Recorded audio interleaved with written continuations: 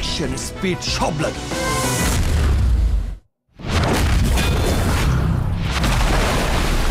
Wow, এবার তুফান cinema দেখতে cinema হলে ক্যামেরায় ধরা পড়ল চিত্রনায়িকা শাবনূর।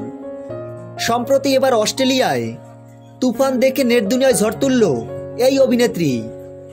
বাজিমাত করল শাবনূর। তুফান সিনেমাটির ক্রেজ এখনো থামেনি, এখনো পুরোদমে চলছে তুফান সিনেমাটি।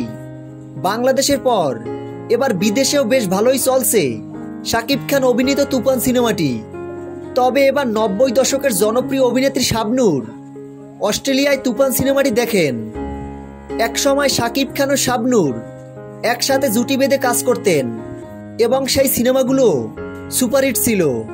দর্শকদের কাছে এই জুটি বেশ জনপ্রিয়তা পেয়েছিল।